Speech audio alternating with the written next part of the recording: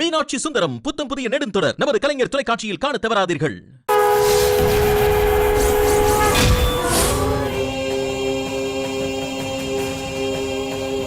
துர்காம்மா, எனக்கு சித்தேஸ்வர் ஐயாவை பத்தின யோசனை வர்றதுக்கு ஒரே ஒரு காரணம் நீதாம்மா. மாற்றுன்னு ஒண்ணு இருக்குன்னு நீ திரும்ப திரும்ப சொல்லி என் ஆள் மனசுக்குள்ள கூட்டி போய் அவரை பத்தின ஞாபகத்தை வர வச்சுட்ட. தம்பி, உனக்கு நன்றிப்பா. பரவாயில்ல சாமி. அப்படின்னா நாம உடனே அவரை தொடர்பு கொண்டு பிரச்சனை அவர்கிட்ட சொல்லலாமே. இல்ல துர்காம்மா, சித்தேஸ்வர் ஐயாங்கிறவரு ஒரு காட்டாறு மாதிரி. அவர் எப்போ எங்க இருப்பார்னு யாருக்குமே தெரியாது. அப்படியே நாம அவரை கண்டுபிடிச்சு பேசினாலும் இங்க வருவாரான்னு நமக்கு தெரியாது. இதுக்கு அவர் ஒத்துக்கிட்டு சம்மதிச்சார்னா பெரிய விஷயம். ஆனா அவரை தொடர்பு கொள்ளக்கூடிய நபர்கள் யாரும் எனக்கு தெரிஞ்சு இல்லையம்மா. சாமி, அந்த கவலை உங்களுக்கு வேண்டாம். எனக்கு அந்த சித்தேஸ்வர் சாமியோட சிஷ்யர்களை நல்லாவே தெரியும். ஓ, சென்னை கேளம்பாக்கத்துல ஒரு ஆசிரமம் அமைக்கிறதுக்காக அவங்க வந்திருந்தாங்க. அந்த இடத்துக்கான லீகல் ஒப்பீனியன் கேட்க என்கிட்ட வந்திருந்தாங்க. அவங்களோட கான்டாக்ட் நம்பர் கூட என்கிட்ட இருக்கு. நான் இப்பவே அவங்க கிட்ட பேசுறேன். அவருக்கு போன் போடுங்க. பாத்தீங்களா, எல்லாம் அம்மனோட அருள்.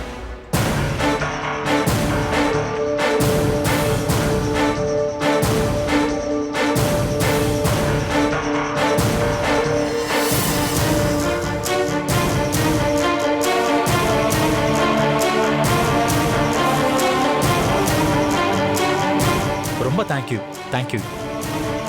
சாமி, நேத்து வரைக்கும் ரிஷிகேஷ்ல இருந்த சித்தேஸ்வர் சாமிகள் இன்னைக்கு தான் கோதாவரிக்கு வந்திருக்காரு. நான் அவங்களோட சிஷ்யர்கிட்ட விஷயத்தை விளக்கி சொன்னதும் உடனே அவங்க சாமி கிட்ட உத்தரவு கேட்டிருக்காங்க. அதுக்கு அவரு ஒரு கோவிலுக்கே நடந்த அக்கிரமங்கிறதுனால அதை சரி செய்ய வேண்டியது அவசியம்னாராம். ஆஹா, அவரே இங்க வர ஒத்துக்கிட்டாராம். ஆத்தா,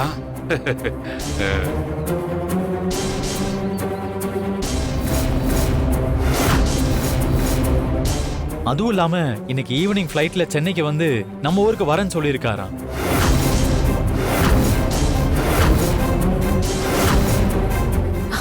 கடவுளே,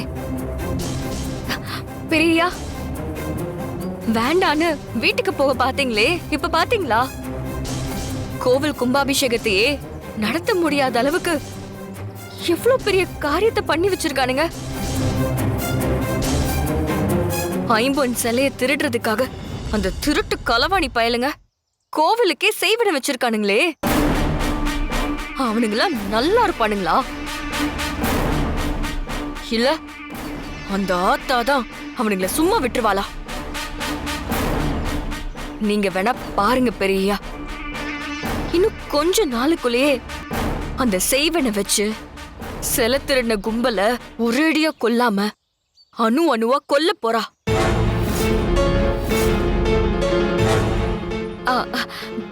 என்ன பெரியா, நான் சொல்றது சரிதானே? ஆமா. ஆத்தா அவனுங்களுக்கு கோரமான ஒரு தண்டனையை கொடுக்கணும்னு நீங்க வேண்டிக்கோங்க பெரியா. என்னது? கொடூரமான ஒரு தண்டனையை கொடுக்கணும்னு நீங்க வேண்டிக்கோங்க. வேண்டிக்கிறேன். தாயி, நீங்க சொல்றது தெய்வ வாக்கு. கனகதுர்கா அவங்கள நிச்சயமா கொடூரமா தான் கொல்ல போறா.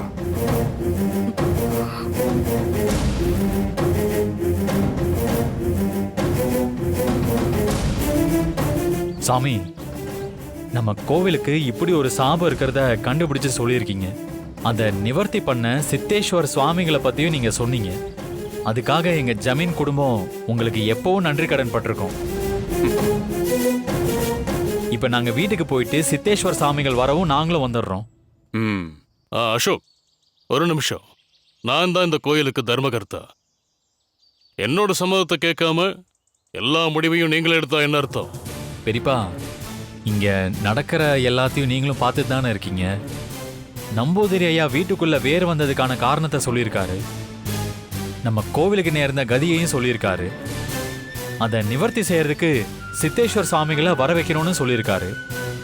அவரே இங்க வரேன்னு சொல்லிட்டாரு. அப்போ இது நம்ம கோயிலுக்காக நாம் எடுக்கிற ஒரு நல்ல காரியம் தானே. இந்த முடிவுல உங்களுக்கு எதுவும் ஆட்சேபனை இருக்கா? இங்க நடந்த எதையுமே என்னால நம்ப முடியல. ஆ, மரத்தை வெட்டினப்போ சொம்புல இருந்த மஞ்சள் நீர் இங்க வருது. பால் திரிஞ்சிடுச்சு. கருட பட்சி கீழே விழுந்து செத்துருச்சு. இது எல்லாமே ஏதோ கண்கட்டு வித்த மாதிரி இருக்கு. யாராவது கோயிலுக்குள்ள செய்வன பண்ண முடியுமா என்ன? அதனாலதான் என்னால இத நம்ப முடியலன்னு சொல்றேன். வெளியில இருந்து யாரோ ஒரு சாமியார வர வச்சு பூஜை அது இதுன்னு பண்றதால கோயிலுக்கோ இல்ல இந்த ஊருக்கோ ஏதாவது ஒரு புது பிரச்சனை வரலாம். நீங்களே பேசி முடிவெடுக்கிறத விட ஊர் பெரியவங்களையும் வர வச்சு பேசி எல்லாரும் சேர்ந்து ஒரு முடிவெடுக்கலாம். அதனால வெளியில இருந்து யாரையும் இப்ப வர வைக்க வேண்டாம். அவுடை, நான் சொல்றது எல்லாமே உண்மை. எதுவுமே கண்கட்டு வித்தை கிடையாது. நான் சொல்றதை அலட்சியப்படுத்தினீங்கன்னா இந்த ஊருக்கு இந்த கோவிலுக்கு மட்டும் இல்ல, உங்க சமஸ்தானத்துக்கே பெரிய ஆபத்து வந்து நேரிடும்.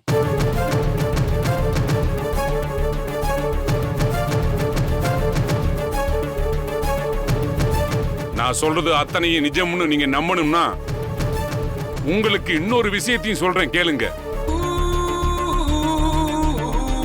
உங்க வீட்ல இந்த விருச்ச மரத்தோட வேறு முளைச்சு எதை உணர்த்தணும்னு வெளியே வந்துச்சோ அதை நமக்கு உணர்த்திருச்சு.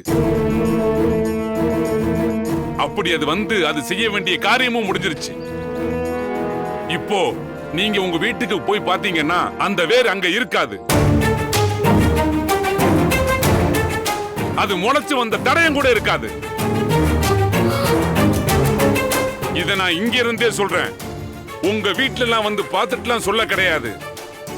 போய் செக் பண்ணி பாருங்க. அது எப்படி முளைச்ச வேறு வீட்ல போய் பார்த்தா இருக்காதுன்னு சொல்றான்? இதெல்லாம் உண்மையா? உண்மையா இருந்தா என்ன பண்றது? ஐயோ, என்னென்னமோ நடக்குதே நம்ம வீட்ல. ஏன் சாமி, நீங்க சொன்ன மாதிரி வேர் மறைஞ்சிருந்தா அது நமக்கு உணர்த்துற விஷயம் நிஜம்தானா? ஆமா, நிஜம்தான். அப்போ கோவிலுக்கு செய்வனம் வச்சிருக்காங்கன்றதும் அது நிவர்த்தி பண்ண நம்ம சித்தேஸ்வர் சுவாமிகளை வர வைக்கணும் தானே? ஆமா, கண்டிப்பா வர வைக்கணும். அதை யாரும் தடுக்க கூடாது, தடுக்கவும் முடியாது. அப்ப சரி சாமி, நாங்க இப்பவே வீட்டுக்கு போய் பார்க்கறோம். வேர் மறைஞ்சிருந்தா சித்தேஸ்வர் சாமிகளை வர சொல்றதுக்கு பெரியப்பா மறுப்பு சொல்ல மாட்டாரு. ம். இல்லையா பெரியப்பா? அப், ஆ, ஆ. பெரியப்பாவுக்கு இன்னும் முழு நம்பிக்கை வரலன்னு நினைக்கிறேன். வீட்டுக்கு போய் வேர் மறைஞ்சிருக்கிறத பார்த்தா பெரியப்பாவே நம்பிடுவாரு. சாமி, அப்ப நாங்க கிளம்புறோம் சாமி. ம், போயிட்டு வாங்க. ரொம்ப நன்றிங்க ஐயா. வரோம். போயிட்டு வரோம். போயிட்டு வாமா.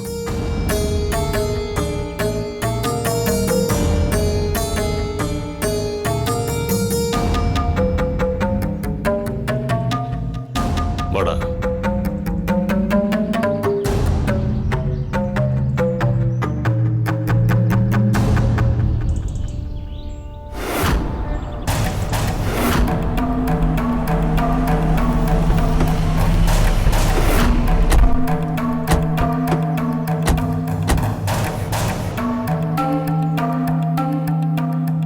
வாங்க.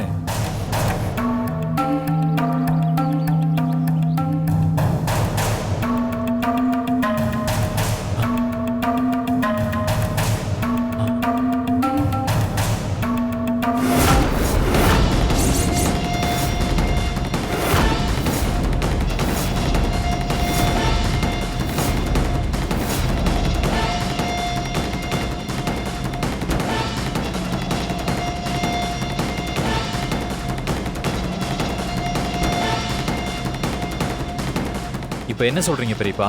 ஆ, நம்பூதிரி சொன்ன மாதிரி முளைச்சு வெளியே வந்த வேறு தானாவே உள்ள போயிருச்சு. இத பாருங்க, வேறு வந்ததுக்கான தடையுமே இல்லாம இருக்கே. அப்ப சித்தேஸ்வர சுவாமிகளை வர வைக்க வேண்டியதான். இது என்ன கேள்வி? தன்னோட சக்தியை இழந்து நிக்கிற நம்ம கோவிலுக்கு மறுபடியும் புத்துணர்வு கிடைக்கணும்னா கண்டிப்பா சுவாமிகளை வர வைக்கதான் செய்யணும். அதுக்கு என்ன மாமா மறுப்பா சொல்ல போறாரு? பெரியய்யாவுக்கு இன்னும் முழுசா மனசு ஒப்பல போல இருக்கு. அவங்க நல்லா யோசிச்சு சொல்லட்டும். இதுல யோசிக்க என்ன இருக்கு? நல்ல விஷயங்களை நம்ம தள்ளி போடக்கூடாது பெரியப்பா. ஒருவேளை சித்தேஸ்வர் சுவாமிகள் யாத்திரைன்னு வேற எங்கேயாவது போயிட்டா திரும்ப அவங்கள வர வைக்கிறது கஷ்டம் பெரியப்பா. இனிமே பெரியப்பா மறுப்பு சொல்ல என்ன இருக்கு?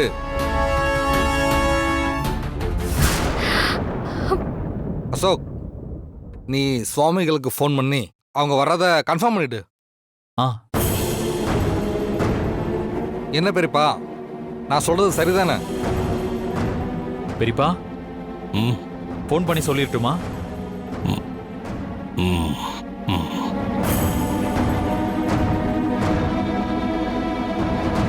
அப்ப சரி, சுவாமிகளுக்கு நான் ப்ரோக்ராம் சொல்லிடுறேன்.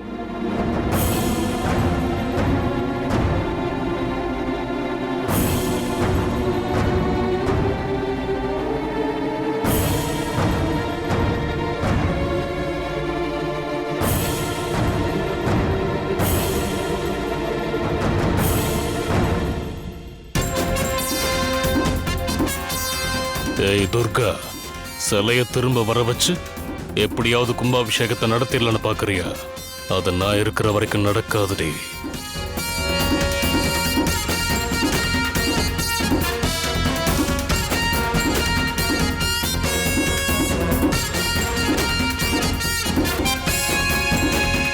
போறா பார். எப்படி எப்படிடா? எப்படி இது தெரியல என்ன ஜனா? வாடா.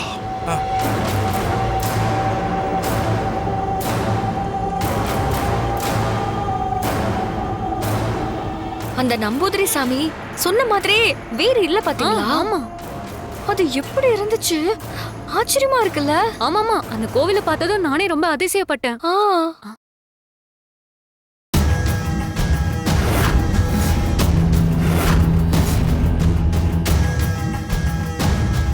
மாமா, ஏதாவது வேணுமா? என்னது வேற?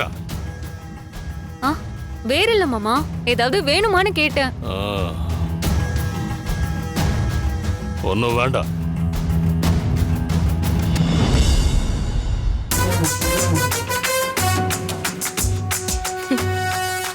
என்னாச்சு துர்கா? சும்மாக்கா.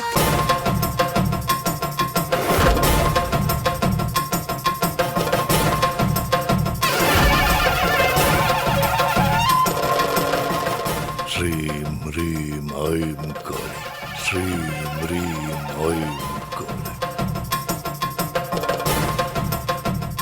ஆவடை, உன்னை இவ்வளவு பதட்டமா நான் பார்த்ததே இல்லையே, என்னாச்சு? சாமி, இன்னைக்கு பொழுது விடிஞ்சதுல இருந்து ஒரே ஆர்ப்பாட்டமா இருக்கு. கை கால்லாம் நடுங்குது. 12 வருஷமா கட்டி காத்த விஷயம் நம்ம கையை விட்டு போதோன்னு தோணுது. என்ன நடந்திருக்குன்னு நான் சொல்றேன்.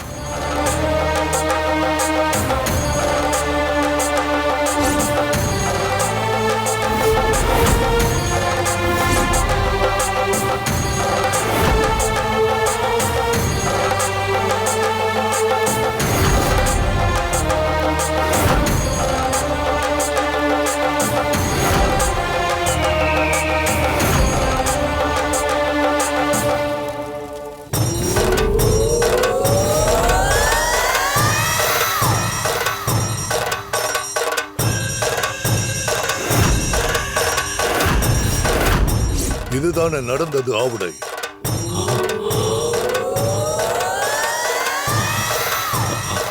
ஆமா சாமி, நடந்தது அத்தனையும் அப்படியே சொல்றீங்களே. வீட்டுக்கு போய் பார்த்தா நம்பூதிரி சொன்னது போல முளைச்சிருந்த வேறு மறைஞ்சிருச்சு. அத பார்த்ததும் அசோக்கு சித்தேஸ்வரரை வர வைக்கணும்னு பிடிவாதமா சொல்லிட்டான். அதுக்கு மேல அவன் முடிவை என்னால தடுக்க முடியல. ஆனா சாமி, இவ்வளவையும் தெரிஞ்சு வச்சுக்கிட்டு எப்படி சாமி, எப்படி உங்களால அமைதியா உட்கார்ந்திருக்க முடியுது?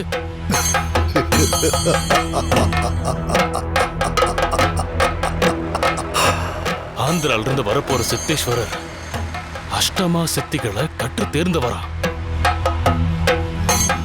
அவர் மட்டும் நீங்க வச்ச செய்வனையை எடுத்துட்டா அப்புறம் அப்புறம் அந்த அம்மனுக்கு பழைய சக்தி வந்துடும்.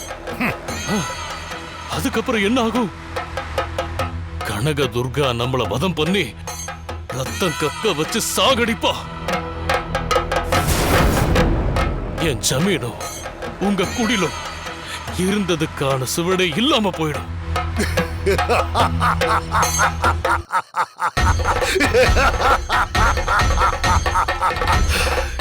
என்ன ஆகுதை? என்ன பேசுற நீ? எருமத்தலைக்குள்ள சூரனை இறக்கி அன்னைக்கு செய்வின வச்சப்போ கனகதுர்கையே கலங்கி ஒதுங்கி நின்னால. கோவில சுத்தி எருமத்தலைகளை பதச்சு அத்தனை காவல் தெய்வங்களையும் நான் கட்டி போட்டிருக்கேன். அம்மனோட சக்திய சூளத்துல இறக்கி பெட்டிக்குள்ள வச்சு ஆத்துக்குள்ள விட்டுருக்கோம். இவ்வளவும் பண்ணிருக்கோம். இத்தனை வருஷம் தண்டிக்காத அந்த சாமி இப்ப வந்து தண்டிச்சிடுமா? கோவில்ல செய்வின வச்சதுதான். இனி அதை எடுக்கணும்னா ஒரு யுகம் காத்திருக்கணும்னு நம்பூதிரி சரியாத்தான் சொல்லியிருக்கா. ஒரு யுகம்ங்கிறது எவ்வளவு நாள்னு உங்களுக்கு தெரியுமா? 4,32,000 தொச்ச வருஷம். இப்ப சொல்லு, அந்த செய்வனைய யாரால எடுக்க முடியும்னு நினைக்கிற?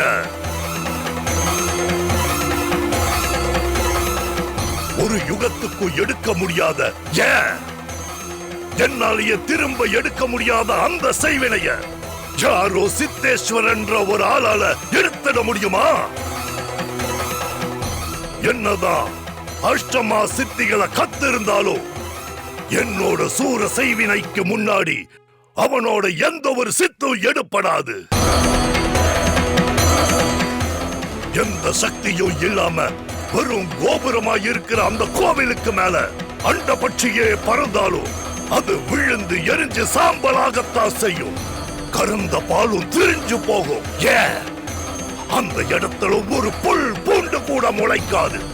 சுடுகாட்டுக்கு சமமான அந்த இடத்துக்கு வரப்போற சித்தனால என்னதான் பண்ண முடியும்? அந்த அஷ்டமா சித்தி அங்க நுழைஞ்சா என்ன நடக்கும்னு நான் சொல்லட்டுமா? என்ன சாமி நடக்கும்? இப்ப பாரு.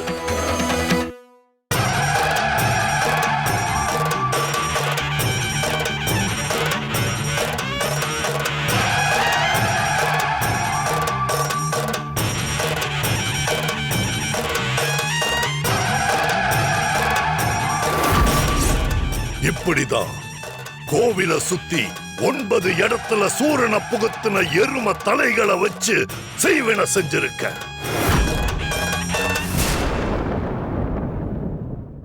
இதுதான் சித்தேஸ்வரன். இவன் கோவிலுக்கு வெளியில இருந்து உள்ள போறான். இப்ப சித்தேஸ்வரர் கோவிலுக்குள்ள காலடி எடுத்து வைக்கிறான். நாம வச்சிருக்கிற சூரனை தொட்ட உடனே சித்தேஸ்வரனுக்கு என்ன நடக்கும் தெரியுமா?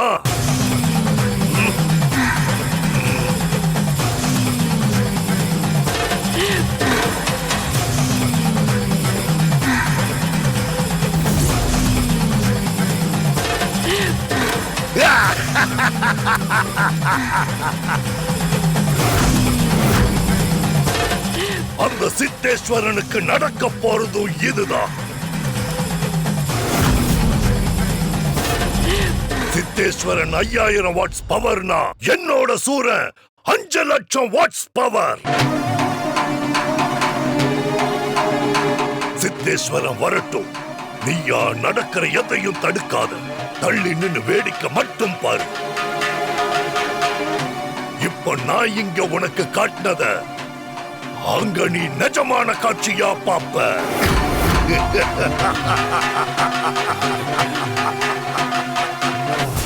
சரிங்க சாமி, இப்பதான் நின்னு போன என் மூச்சு திரும்ப வந்த மாதிரி இருக்கு.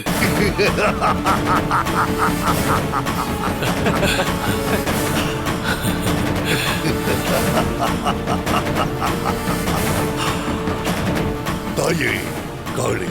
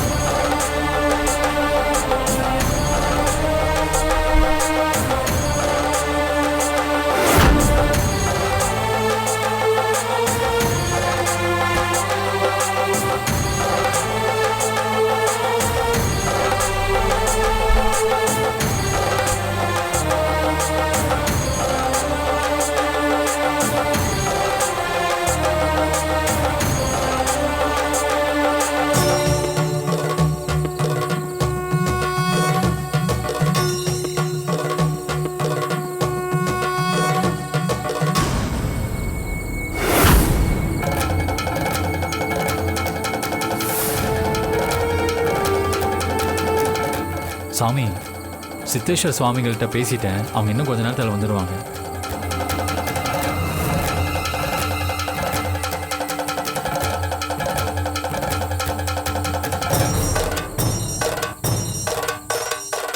ஆமா, துர்காம்மா எங்க?